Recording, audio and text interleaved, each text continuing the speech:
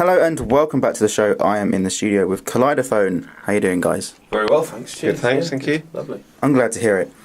What would you guys say are your influences personally and as a band? Flip. Vampire Weekend. Vampire Weekend. Vampire Weekend. 2 votes for Vampire Weekend. Bombay Bicycle Club. Yeah. Mixing up a bit. I tried to stay quite neutral actually. I think sometimes it's important to have a bit of perspective that maybe isn't influenced too much by something else. It's a good way of coming up with something that's totally fresh. So yeah, I think what you mean is we've just said Vampire Weekend, but actually we sound nothing like anyone.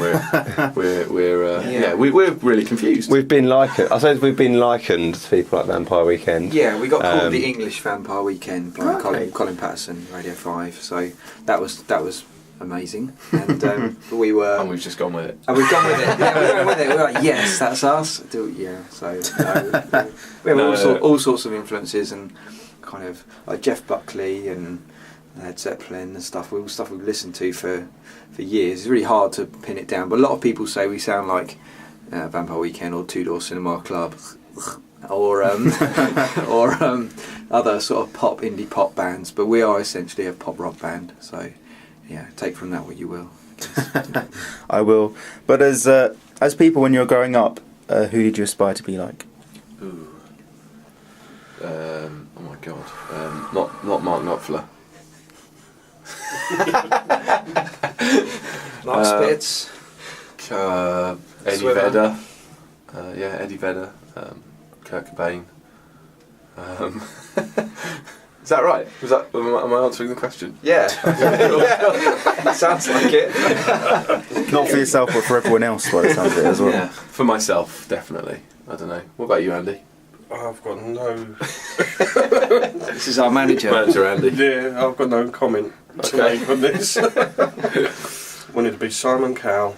Oh my god! Right, get out. Yes. I wanted to be Brandon from Incubus, but just didn't have the look.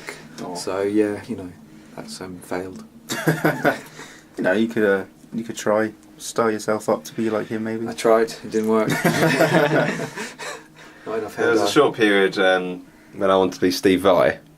Then I started playing bass, so that didn't quite work out. You wanted to be Steve Vai? Yeah, That's first on me. I used to learn a lot of his stuff. Right. Oh wow. Yeah, Okay, it's a bit of speed licking. yeah, Oh nice. loved it. For me, probably Chad Smith from Chili Peppers. Like his kind of ethos as a drummer, sort of all about the groove. So that's right for me. Awesome. So just kind of whole different array of different people, kind of all which is influenced pretty- into one band called Kaleidophone. Yeah, which is kind of Sums it up, really. Pretty much sums us up. Yeah, we're kind of a big combination of all sorts of bits. So it's quite nice. Cool. Nice summation. In terms of releases, have you guys released anything, and do you have anything coming up in the not too distant future? Okay, Yeah. so 2011 was our debut album, What's Your Tonic, which is amazing. And we are now, if I don't say so myself, we're working on. We've got some tracks. We'll be honest, we're not entirely sure what's happening in the next 6 months, but Yeah. we know, I guess, for certainty that in the next 6 to 7, 8 months there will be a new album. But there's singles on the way, I think, or an EP. So watch this space for new material. Yeah, we've got 2 or 3 tracks that are being mixed at the moment and be ready at the end of this month. So we want to keep the fans happy with some new stuff. So I think that's going to be coming out relatively soon. And Where then are they being mixed, James? Who's mixing them? they're being mixed by a guy called Charles Rees, who is Paul Weller's main guy. Oh, cool. Down at Black Barn Studios. So we're very excited to be working with them. And you never know, Paul Weller might even like some of like it. our stuff. It's kind of morphed because we started off working on new material, and we had originally it was an EP, and now we've sort of moved that now to a Pledge Music campaign, which is going to be released in April. Yeah. So it's morphing into an album now. Originally it was so basically it's gone from an EP to being singles, and then it's going to make all these hand movements. Tore my hands. Can you see that? It's great for radio. And it's gonna be an album that's gonna be out in April, basically. So new material, at least one single will be before Christmas. That's very likely to be. As possible. Yeah, What You're Made Of, What You're Made Of. is, so that's a new single, and then we'll progressively release a few more tracks, culminating with an album in April time. Awesome. Okay. Is there anywhere that people can find the singles when they are released? Yeah. It all should be on iTunes. Okay. We had a period of time where the album came off of iTunes, and now it's all going back up, and so too will the singles. So there'll be iTunes, but I think also Pledge Music is something that we're going to be launching the next week or two, and for those people that are pledging, we'll be giving away all sorts of bits and pieces, and one of those tracks will probably most likely be an exclusive, if not an early exclusive, to people pledging for the new album. Yeah. Oh, cool. Just a kind of more of a thanks for helping us by funding us. So Yeah, it can be something definitely. special. Give them a couple of extra bits that other people can't get hold of, or can't get hold of until a later date. So just kind of like, yeah, this is for you. Everyone else can go away.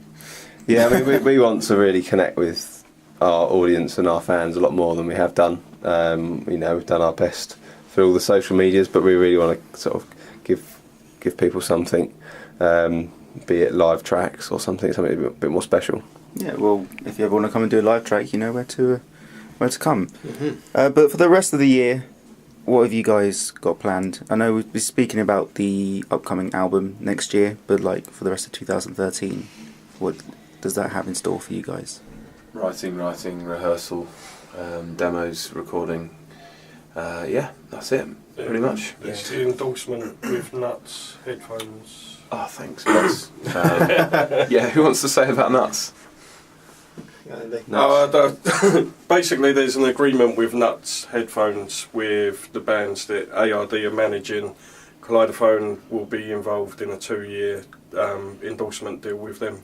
So there should be some big things happening with them over the next year or so now. Cool. So you can actually say that you actually own a pair of nuts, but Yeah, yeah, sure, yeah. Big gold nuts. Yeah. big gold nuts. Yeah. Tasty. But we've just had the summer. Unfortunately, it's now gone away. But what have you guys been up to during the summer? Been gigging lots really all this year. We've done some quite cool gigs over the summer. Quite a few festivals, sort of local ones, and to where we live in Kent. But I think the highlight probably was we played at Brownstock Festival in Essex, where we headlined the Treehouse stage. That was a great weekend. Camped over for the weekend and saw some other great artists on the main stage. Is it actually in a treehouse, or is it just called the Treehouse? It literally is in the tree. Yeah, it's a It's a big stage. treehouse. Yeah, it's a big. The stage is basically built in between two trees as a big treehouse. Oh wow, that sounds Pretty- awesome. it's cool. It was. It's awesome. Just like, a couple of squirrels go across the stage, bird Nuts. nesting in the speakers. But what would you say has been the craziest moment that you guys have experienced this year? Oh my goodness. Mr. Hudson, would you say? Probably sitting in Paul Weller's office. Oh, singing Paul. Yeah, Yeah, a bit that was surreal. mad, Oh yeah, with all the platinum discs on the wall. Yeah. I nearly had a breakdown. Yeah. I love Paul Weller. Top respect to Paul Weller. Where else he nicked a tea bag? I've still got it. What's that? I've still got a tea bag from Paul Weller's, the kitchen. Yeah. Careful there, boy. So. Is it pinned to your wall? Is it like got a plaque under it? This No. is Paul Weller's tea bag. Yeah, I know where it is. All right, I'm not telling you. Is it used or unused? It's unused. Would it be better to use a used one? Why would I? rummage around in the It's bins. gone. Oh my goodness, yeah. I'm keeping it. Okay, it's going to get framed and yeah. I meant if Paul Weller had actually used it, it's like this was once his tea. Yeah. Well, it came from his kitchen. That's enough for me. That was just. It was. We were. Yeah, it's just mad. You're sitting there in his studio, and this huge desk, and which is where the tracks we've done are being mixed at the minute. And just to sit there and see like Stanley Road jukebox, and then seeing his obviously like just amazing kind of awards. Like Jam and Paul Weller memorabilia, which is it's an incredible place to be, really. Yeah. And that's I don't know if that's the craziest moment, but it's definitely the most exciting Yeah. moment of this year for me personally. Yeah, that was pretty cool. I think also like Mr. Hudson was we supported Mr. Hudson in the O2 and with his band Big Kids, and that was pretty amazing because obviously he's a massive artist, so and he was very nice about our stuff, so Yeah. so that was really good. And your drumming, yeah. So that's pretty amazing. So, We had a good night supporting Space as well. They reformed from the original days, so we supported them early on in the year, which was really good.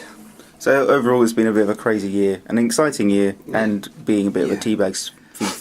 we don't. I mean, we did. We kind of. I don't know if we're not underselling it, are we? We've done some gigs with. We did Roof Gardens twice. Then we supported Emilia Mitiku there.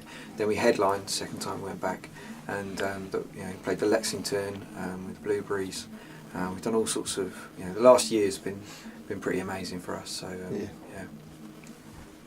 Awesome. It just sounds like it's been a crazy year. Now you guys are kind of settling down and waiting for something, or getting ready to record something. Yeah. But here's the most important question I have to ask you guys.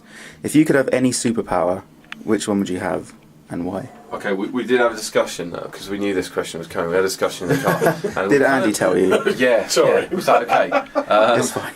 But there's something that Carl Pilkington said, and I can't say his actual the superhero in question's name, unless you can bleep it out later, of course. Or you can use change his name slightly. What did we go with? Baloney Man. Yeah. So he basically turns up when people are talking out of their bottoms, and just points it out really kind of loudly. And I think we're straight talking people, and that's what we like. So we'd like to combat the BS. Just appear in that room and say, no BS. That's it. Stop it. Stop talking, please. You can smell it from everywhere. But guys, a massive thank you for taking the time out and allowing me to interview you. Oh, pleasure. Thanks for having us. Cheers. Good luck with the rest of the year in terms of recording and everything, and I hope next year is a big success for you guys. Thanks very much. Thank you very much. Cheers.